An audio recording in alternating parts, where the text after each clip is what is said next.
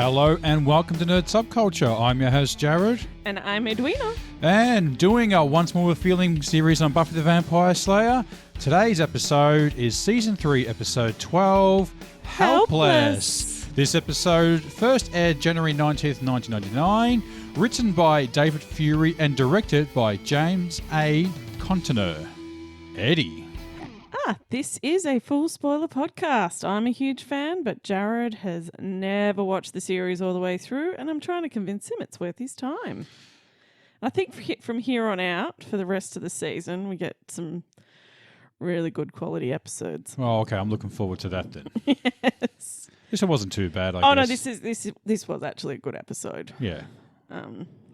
But as I said, there's no more gingerbread teacher's pet type episodes.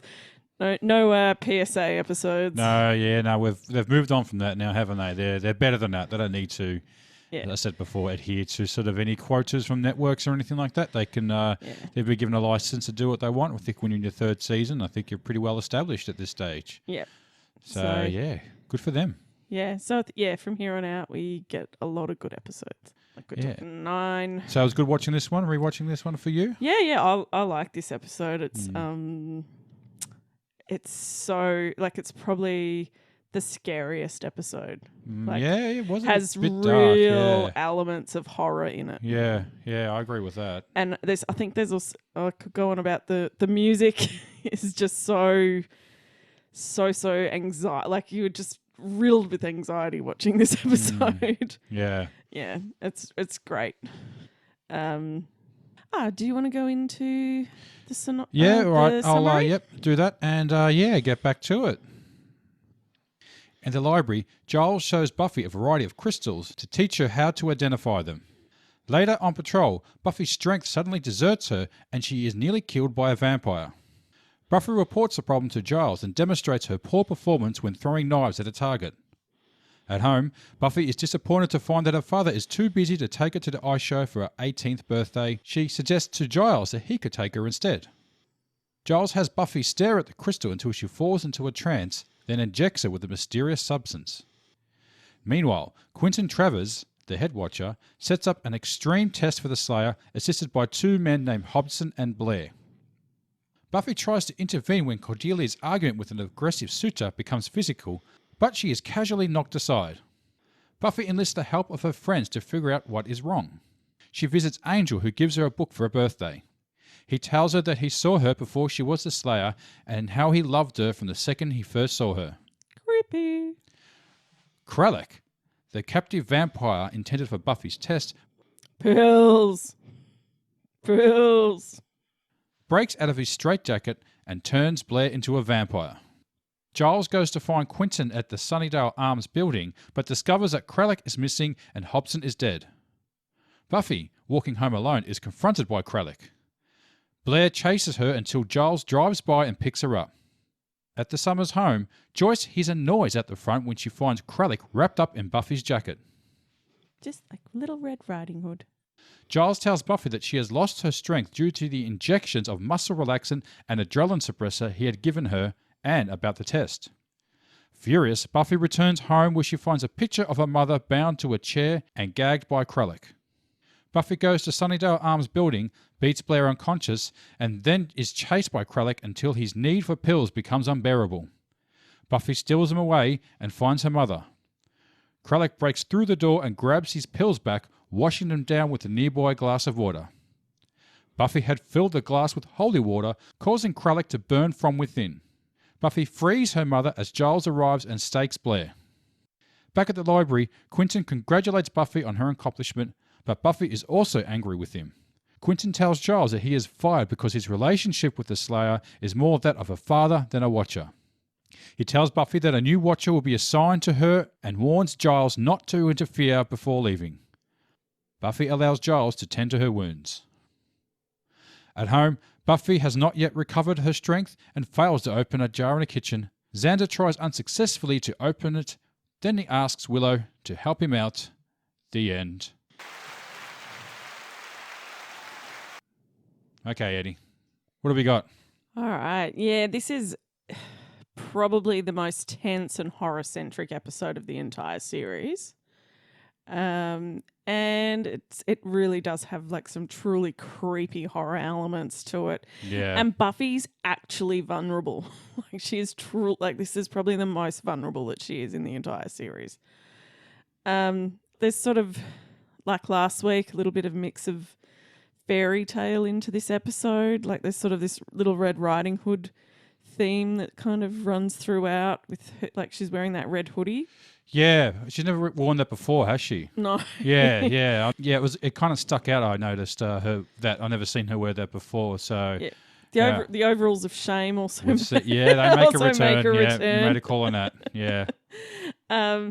And you've got Kralik hiding, pretending to be Buffy, kind of like the wolf pretending to be the grandmother. Oh yes, type thing, yeah. I didn't pick up on that. Well done, Eddie. Yeah. And also talking about eating her mother's face, because it's I think in the original, you know how like the original fairy tales are normally far grimmer. Yeah, Little Red Riding Hood. I haven't looked that up or anything, but I do know I think it involves rape or something along the lines of that. And the wolf has her eat her mother. Right. Yeah. Like it's pretty the dark. wolf tricks her into eating the grandmother. Oh god. As well. Yeah.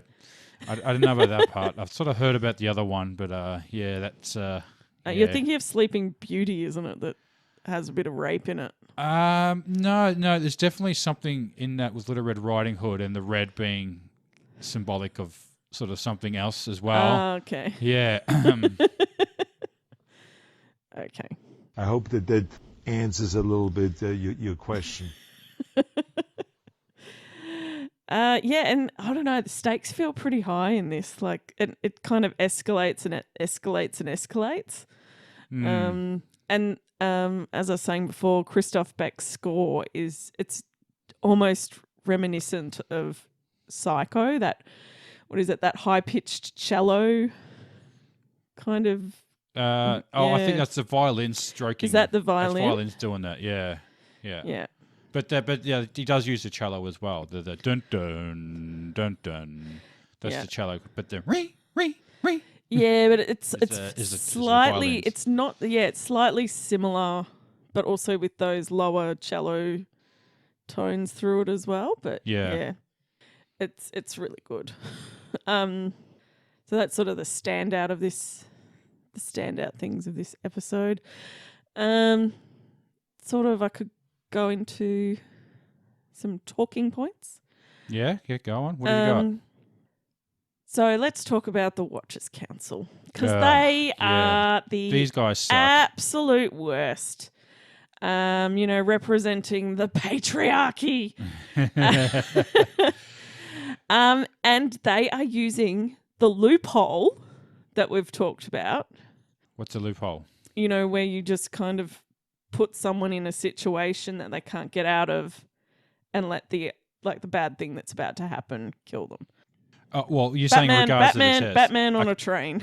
You're saying with regards to the test. So, all right, let's talk about the test. So they have a test that they use on the Slayers when she turns 18. If she turns 18. Yes. If she gets to 18. Yes. They put her through this test. As a rite of passage. Yeah, a rite of passage. I mean, at this point, she's obviously killed, dozens, if not hundreds of vampires. So they take her powers away and put up against a vampire that's very strong or something? Or no, he's just he's just a really crazy deranged. So right, he was a crazy deranged human, which has made him about 1,000 times worse as a vampire. Yeah.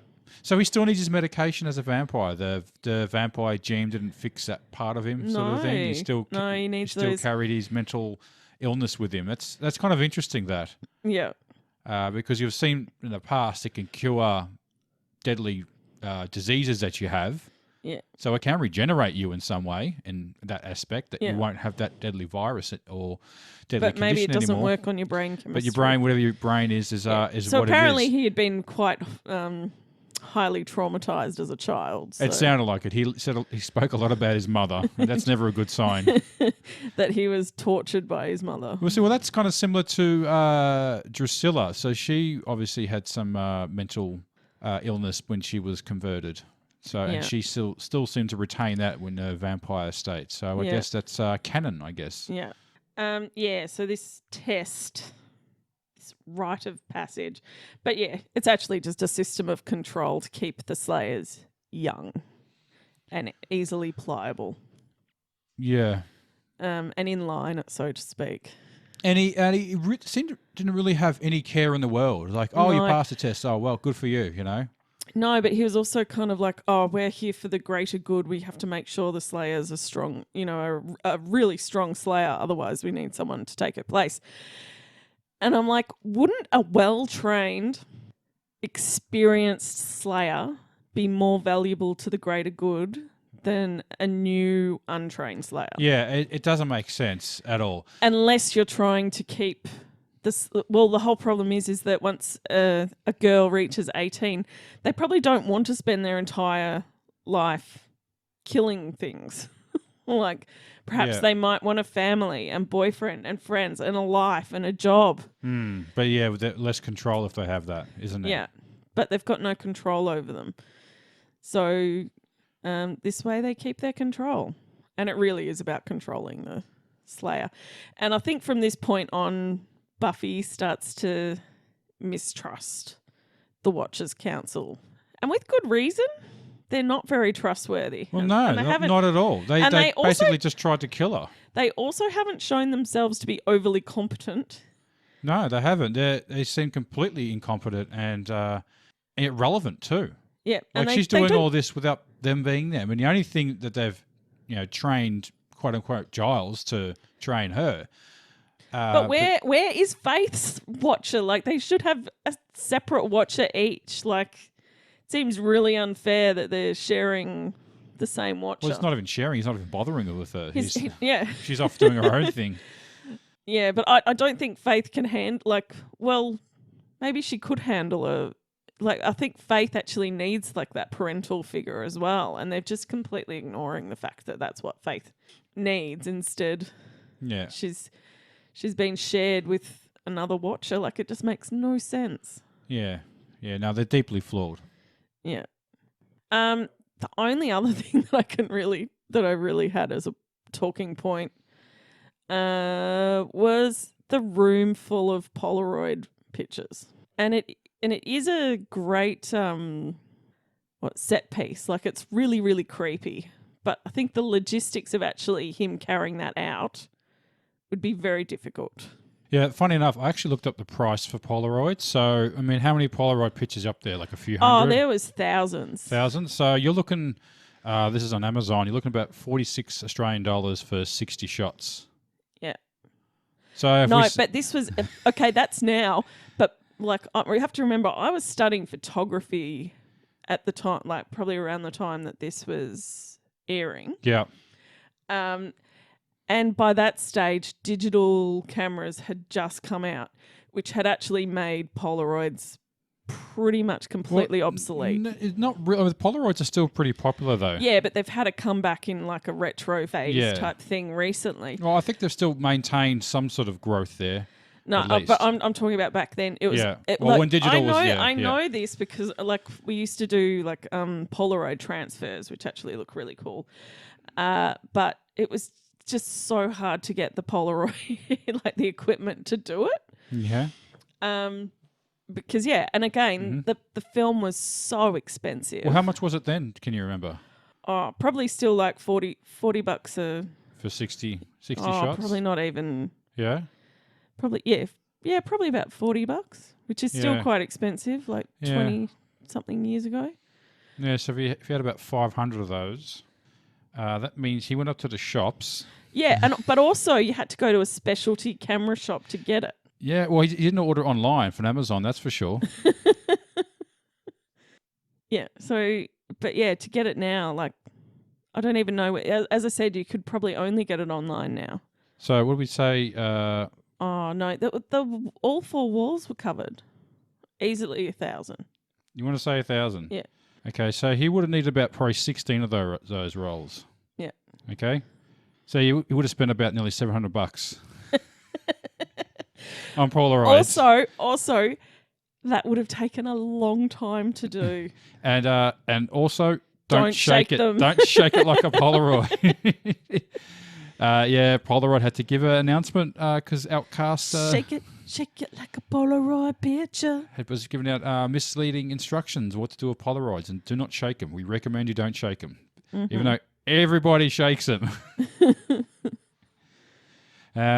don't need to. Yeah. So what you were saying with the scariness of this episode, so I noticed a little similarities with I Know What You Did Last Summer. Yeah. With Sarah Michelle Gellar running and screaming. Like, she really was like a scared girl or, a scream girl. Final girl. A final girl. The way she was running at the end, she was really, Yeah.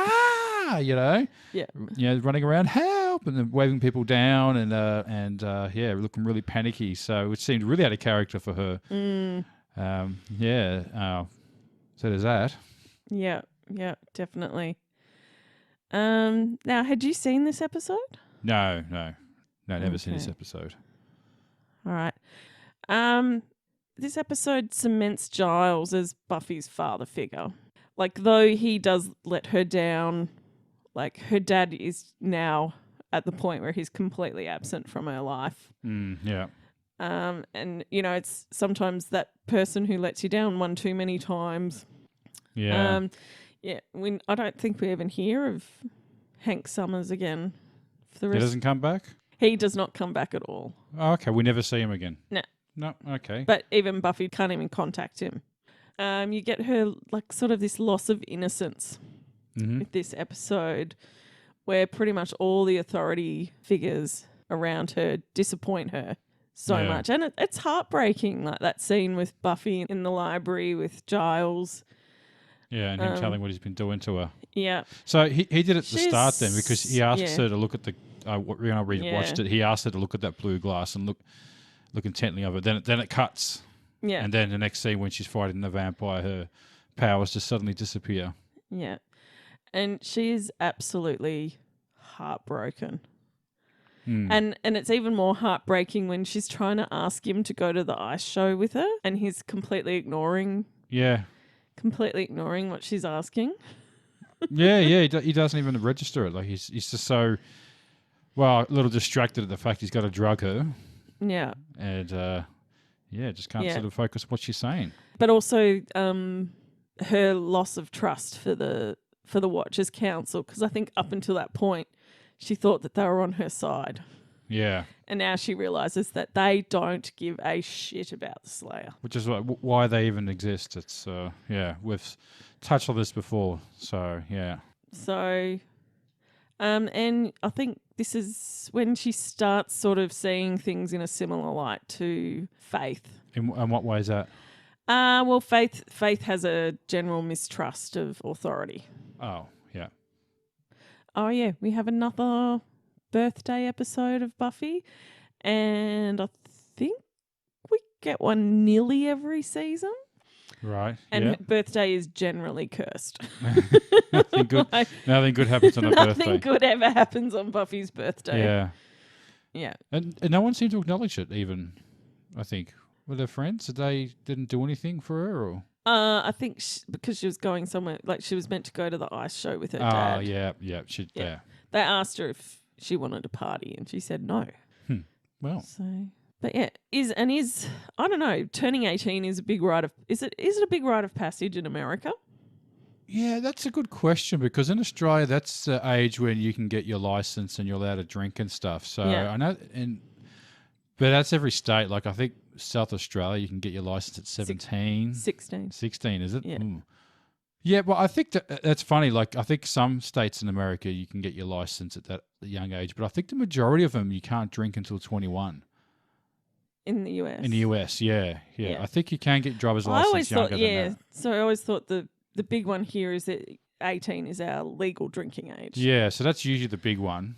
But then 21's usually pretty big too. So I'm not sure why that is. Maybe maybe I think we're just taking it from America. So it could be that influence. That's the American influence of 21 being a big birthday, and we've just adopted that. But definitely 18 is you're legal now, sort of. Yeah, but generally you have a big 18th birthday. Yeah.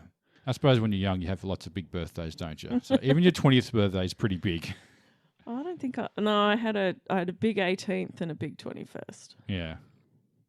Did you go down any rabbit holes? No, not really rabbit holes, I suppose. But the actor who played Kralik,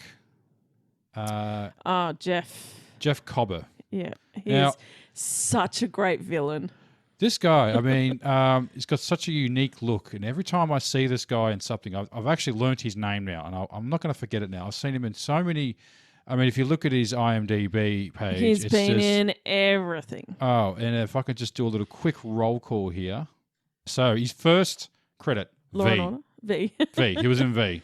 Which one? The one in the... No, the original one, the 1985 show, which is a really good show. And yeah, he does look like an alien. So he probably suited that part perfectly. Yeah. So that's his first gig. V, Highway to Heaven, Twilight Zone, MacGyver, Alien Nation, the Alien Nation movie he was in. Mm-hmm. He has to have been in some sort of Star Trek. China Beach, we're getting there. I'm not really reading them all, just the ones you'd know. The X-Files, Earth 2. I love that show. I remember that show. Walker, Texas Ranger, The Pretender. Now, he normally plays a bad guy, like a villain of some sort. I'm still going here. 7 Days, Charmed. Yeah, the next one I was about to say, I'm pretty sure he's in Star Trek Enterprise. I said a Star Trek, Yeah. ER, The Shield, The Guardian, NYPD Blue. Got to be Law and Order, SVU. And I remember him in that episode too, because he played like a strange, weird cult leader guy. Then they moved. He looks like a cult leader. He does. 24, Supernatural. Yeah. Reaper. Remember that show? Yeah. Cold Case, Burn Notice, Lost, CSI Miami, Law and Order LA, CSI, the normal one, New Girl, Always Sunny in Philadelphia, Sons of Anarchy, Walking Dead, NCIS, New Orleans. He was in that Sully movie as well. I mean, this guy, although it seems like he's sort of slowed down a little bit in the last few years, I don't blame him. You know, he's done a lot. And he just, as I was saying, he's just got that unique face that I just see and I recognize him straight away. And it also reminds me of Tommy Wiseau. Yes. Yeah, so definitely. Tommy Wiseau's got that unique face, and there's even that funny scene in the room where the customer says, "Oh, I didn't recognize you. Didn't recognize you there, Johnny." And like, what? You didn't recognize him? You'd never forget that guy. If that guy came into your shop, you'd remember him. If he just came in once and got something, you're like, I remember that guy. And it's brought up in The Disaster Artist. One of the directors, I think they use, what's that? Judd Apatow, the director, tells him that he shouldn't be going for these leading man roles. He should be going for he looks like a villain. Yeah, exactly. Yeah. What is it, Jeff Cobber? He found a niche market for that bad guy villain role. Yeah. So I think that's why. I hear you. And that's why he's sort of consistently worked for many, many years. Yeah, yeah. And he's basically in and out, and that's what he does. And also made me think of Jennifer Grey. So, Jennifer Grey, if can't remember who it is I'm talking about. She's in Dirty Dancing. The Dirty Dancing girl. So Ferris Bueller's Day Bueller's Day Off. She was dating Matthew Broderick for a while as well. Yeah. And had a nasty accident in Ireland. Did you hear about that? No. Yeah. And Matthew Broderick killed 2 people. Did you know that? No, I didn't know that. Got fined like $170 and that was it. Yeah. God. Like I think he drove on the wrong side of the road from what I'm understanding what happened. And she was in the car with him. Oh. Yeah. Okay. And got pretty bad whiplash. Is that why she had her nose fixed? I was actually thinking that. Was there a reason? Was it the car accident that she got it fixed? So that's all leading up to what I was going to say is that, she had a nose on her face, that Roman-looking nose, dare I air quote, that Barbra Streisand sort of looking nose. But so she was unique, Okay. She had a unique face, yeah. And so she made those first she was in the Wolverines movie. Oh, is it called the Wolverines? Sorry, Red Dawn.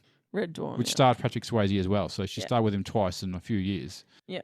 She had a unique look. Yes, she had a unique look, and then she had a plastic surgery on her nose, and no one recognised her, and ended her career virtually. Although she has acted... she did end up, the last time I think I saw her was in a sitcom where she played herself, and everyone's like, you don't look like Jennifer. And it's actually about pretty much the fact that she made a huge mistake doing plastic surgery on her nose. Yeah, so it's better to be unique than generic. Generic, yeah. The people will remember you, you know, and even like someone probably thought that Benedict Cumberbatch was like the ugliest person they ever seen. Yes. And now he's a sex idol, you know. And I think I remember reading Ryan... But that's kind of like Tom Hiddleston as Loki. I don't think anyone realised how popular Loki was going to be. Yeah, yeah. Like the character of Loki. I think after, the second Thor movie, all of a sudden women were swooning over Loki. More Loki, yeah. Yeah. And again, you know, that they probably would have cast some big hunk guy if they were planning to do something with Loki. It was kind of a risk, that first Thor movie, because both Chris Hemsworth and Tom Hiddleston weren't recognisable names at the time. No. They weren't. I didn't know who they were, to be honest. Yeah, I never seen Chris Hemsworth. He was in Home and Away.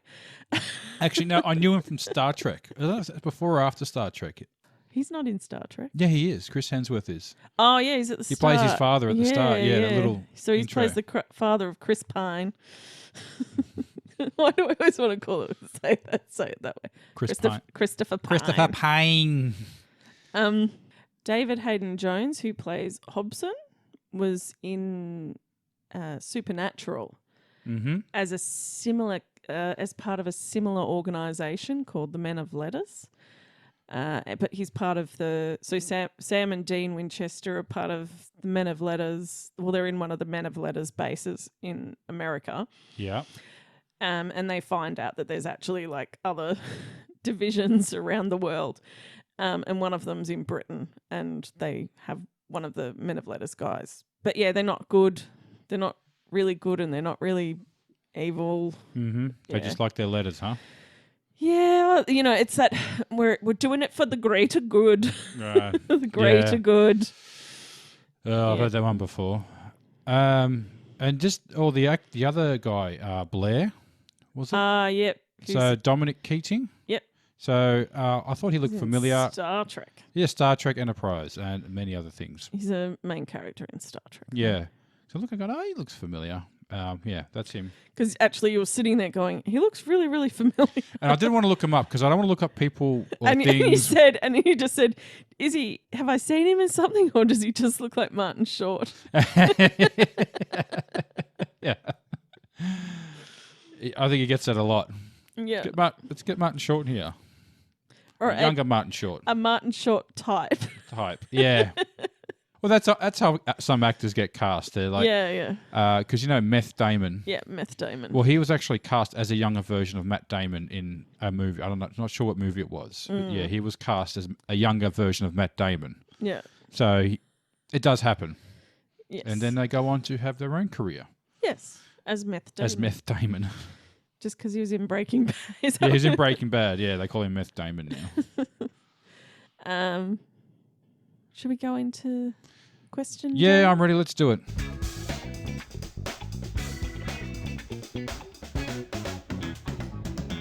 Answer the question.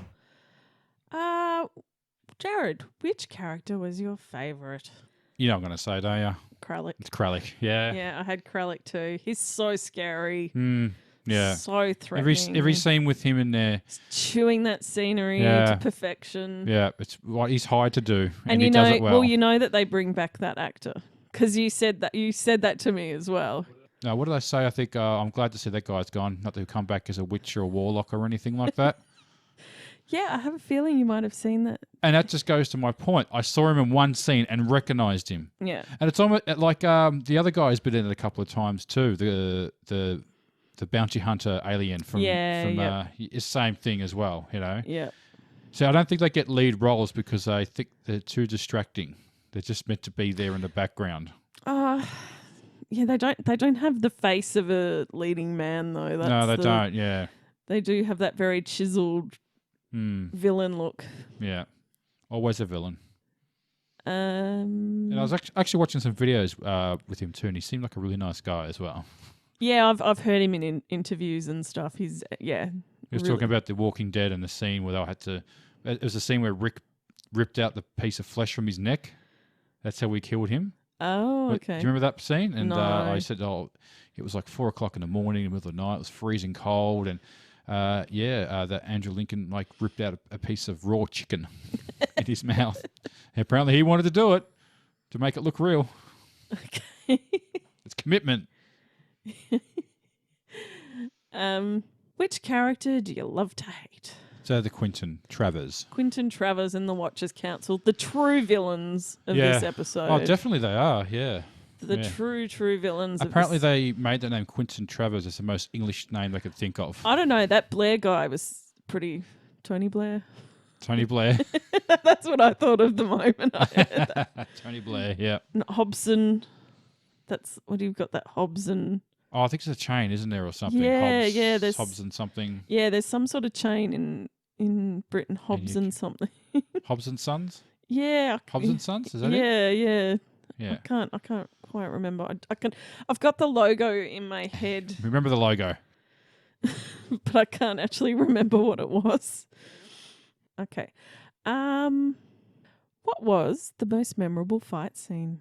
I did kind of like the Angel Buffy fight at the start. Oh yeah, where she kills him with a With the piece baguette. of with a baguette. Yeah. She stabs him with a baguette. Yeah. Probably that whole cat and mouse sequence. But that was pretty cool, actually. Yeah. LOL moment. With the burning cross. Oh yeah. Lower. Yeah, when he's like getting off on it. Yes, no, it's like just move it a little bit lower. Oh yeah, that's the spot. Something slightly sexual. Yeah, like some he sort was of really getting off really on that. perverse pleasure in Yeah, something very sadistic, and he was really enjoying it a little too much. Yes. You could see her face on it just completely grossed her out. It's like, oh, I'm not doing that again. Yeah, mine had to be I kind of burst out laughing at when she turns the light on in the room with all the Polaroids. I don't know why it makes me laugh. I think it's not the scene that's funny per se, but the fact that he would have It's the logistics of him doing the that. logistics of him doing that. He would have spent so many hours doing that. Well, he got all the money and went at night, got all the Polaroids, took all the pictures with Joyce there, drawing them all out and setting them all up. So it's a lot of effort that went into that. That would have taken hours to do. Oh, hours and hours. Yeah. Like, I don't know where he found the time to do it. How long does it take a Polaroid to change? It's a couple of minutes. Couple of minutes, yeah. Yeah. Yeah. Is that all day he spent doing that? They couldn't have all been of Joyce. Like, but from when he gets loose till... Well, that's perhaps where he is because Giles walks in and finds one of them. So he was down there doing Polaroids. Well, no, he was probably out at that time trying to get getting the Polaroid film, yes. Yeah, yes. Yeah. That's when he went out to get the Polaroid film. Is it something creepy about Polaroids as well? Yeah, they generally are. There's this dark undertone when you show a Polaroid to someone. Like I was just thinking about that. Like even in Superman, the Superman v Batman, and Lex starts throwing the Polaroids of Superman's mum. Yeah, chained up exactly the same way at him. Like it's always confronting. If you're going to abduct someone, it's got to be a Polaroid. Yeah, because I think in those days, like you'd get because remember you used to have to send out your photos to get developed. Yeah, so if you didn't want a lot someone... of times, if you had taken inappropriate photos, you'd get reported to the police. Yeah, like they would report you if there's pornography or. Not pornography per se. I think a lot of the times. It depends. Like on if it's just a husband and wife, then that just means they're making copies. That's what I heard from people who used to work in there. It's like, oh, we're making doubles of these. It's going on the collection, But if it's something illegal, then they have to report it. I think that was part of the code. If it was illegal activity in the photo, they had to report it. Yeah. Whether it was drug taking and stuff like that, I think even. Or generally people tied up to chairs. Yeah, yeah. Like, but also it would take a week. Like, or you could get your 1 hour photos. But I don't know where I lived, they didn't have it in 1 hour. Like, it would take weeks to get your photos back from the chemist. And you're always so anxious to get them and excited. Oh, look at all our photos are here. But see, but it's like even in Batman v Superman, like Lex could have just shown him a picture of his mother On his phone. on his phone. Like he could have just done that, but he's done the Polaroid thing, so that there's a creepy undertone when you say, "Well, you use Polaroids instead of a digital phone," which he could have easily have done. Yeah. So they got a bad rap. Yeah, or maybe it's because there's no way of trace. Like, a digital photo you can trace. Like, whereas a Polaroid, you've got no way of tracing it. Yeah, but there's it just seems like a big exclamation mark if you use a Polaroid. Like, oh, look at this shit we've done, Like, like if you just show them a photo, like, who cares, But a Polaroid, oh shit, now. Yeah, but as I said, a photo has a tag in it. Like, you'd know where it was taken. So all Superman had to do was kill him, take his phone, and he would have found it. Okay, yeah. So in that case, I can understand why they... Yeah, but it's just seeing someone being bandaged up in a Polaroid just seems so typical, though. Yeah, It's well, always a I Polaroid. think, as you said, it's not just Batman versus Superman. It's other movies use that. As you said, there is always a sleazy undertone to the Polaroid. Yeah, yeah. Favorite scene? I just wrote Kralek down. Anything with him in it. I think every scene he's in. Can you be a bit more... All of them. Maybe do the one with probably any scene with Joyce and Kralek. No, just him in general. Every scene he was in Every scene he was in? was the best scene. Like, just, gold. Every scene he was in, it was the best scene. I can't pick one. Oh, okay. Yeah. I was going to say probably the one when Buffy tricks him into drinking the holy water. Yes, I'll just drink this water that's sitting here. Yes. Wearing her, and then she pulls the bottle out of her overalls of shame. Least favourite scene. What I've got written down here is Willow with the stupid hats. She's hardly in the episode. Yeah. It is that last episode, it is in that last scene where she's going on about Giles getting fired from the Watchers Council. And she's like, oh, he's jobless. Oh, no. Like, she's like getting really quite worked up about it.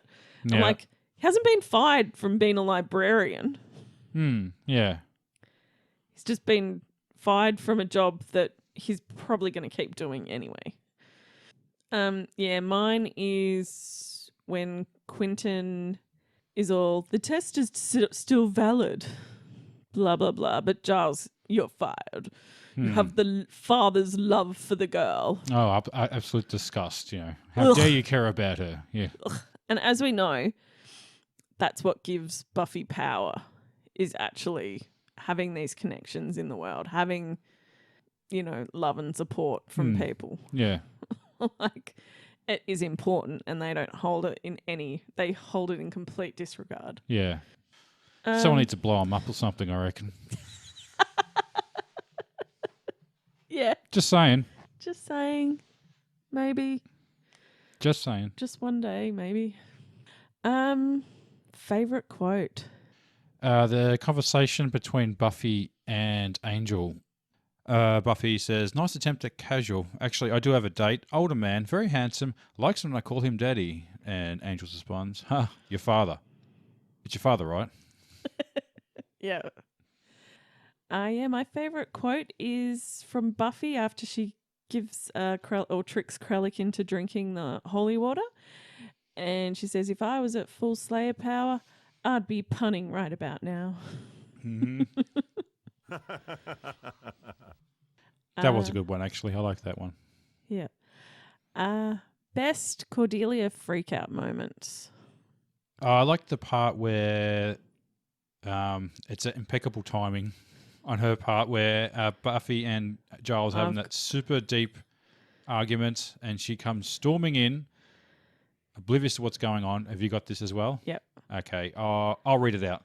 What's going on? Oh God, is the world ending? I have to research a paper in Bosnia tomorrow. But if the world's ending, I'm not going to bother. You can't walk home alone, Buffy. It isn't safe. And then Buffy says, I don't know you. And Cordelia follows it with, did someone take her memory? Here's Giles. Giles. He hangs out here a lot. And then Buffy says, Cordelia, could you please drive me home? And she's just like, of course. Mm-hmm. But if the world doesn't end, I'm going to need a note. Yeah. Yeah, I like how she's just like, of course.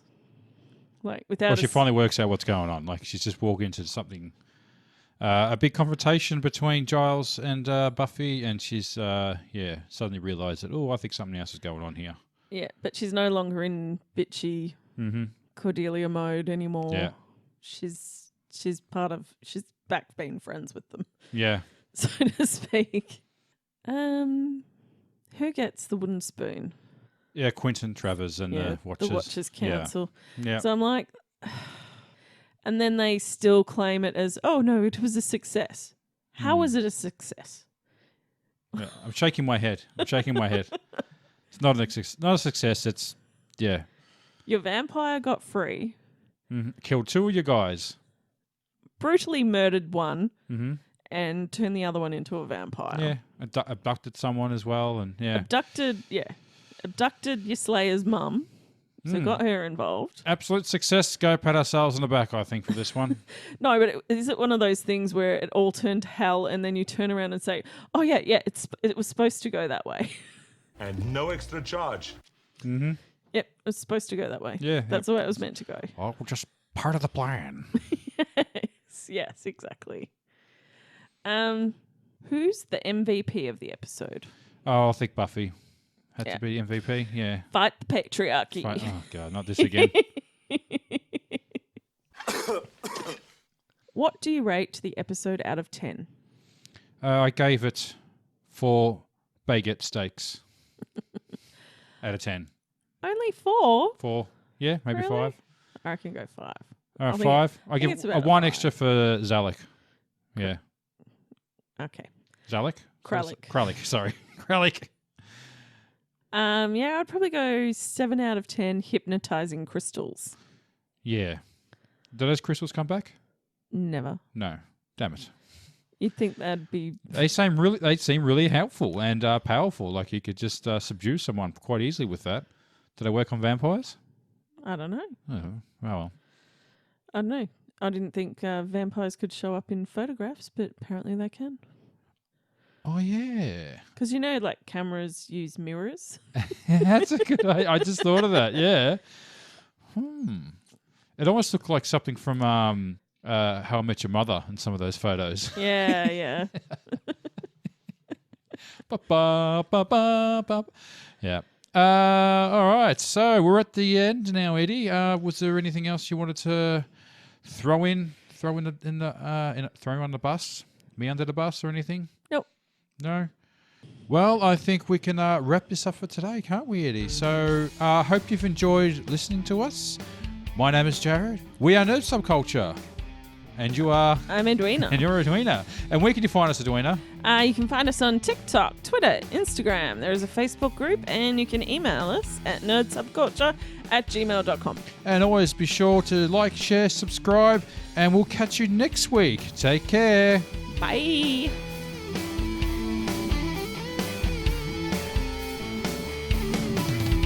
Grr, arg.